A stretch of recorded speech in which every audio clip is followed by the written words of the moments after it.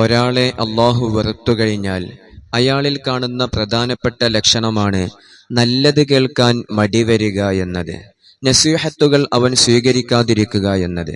ഒരാൾ നല്ലത് പറഞ്ഞാൽ അത് സ്വീകരിക്കാനുള്ള മടി, അതുപോലെ തന്നെ അവന്റെ ഉപകാരത്തിന് വേണ്ടി വല്ലതും പറഞ്ഞാൽ തന്നെ, ഒരു നസീഹത്ത് അവനിലേക്ക് നൽകിയാൽ തന്നെ അവൻ തന്നെയാണ് ശരിയെന്ന മട്ടിൽ അവൻ നിൽക്കുക.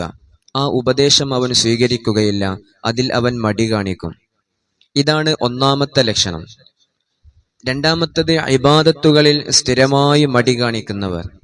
ഇബാദത്തുകൾ ചെയ്യാൻ എപ്പോഴും മടി കാണിക്കുന്നവർ അള്ളാഹു ഉപേക്ഷിച്ചവരിൽപ്പെട്ടവരാണ്. മൂന്നാമത്തെ വിഭാഗം തെറ്റുകളിൽ അടിയുറച്ചു നിൽക്കുക എന്നതാണ്. തെറ്റുകൾ മനുഷ്യ സഹജമാണ്. അത് സംഭവിച്ചു കഴിഞ്ഞാൽ അതിൽ നമ്മൾ തൗബ ചെയ്യണം. ആ തൗബ ചെയ്യാനുള്ള മടി കാണിക്കുന്നവരെ അള്ളാഹു കൈവടിഞ്ഞു എന്ന് വേണം മനസ്സിലാക്കാൻ. ഇങ്ങനെ ഈ 3 രൂപത്തിലുള്ള മടി കാണിക്കുന്നവരെ അള്ളാഹു ഉപേക്ഷിച്ചു, അള്ളാഹു അവരെ കൈവടിഞ്ഞു. അള്ളാഹു സുബ്ഹാനഹു വ തആല നമ്മെ കാത്തു രക്ഷിക്കുമാറാകട്ടെ.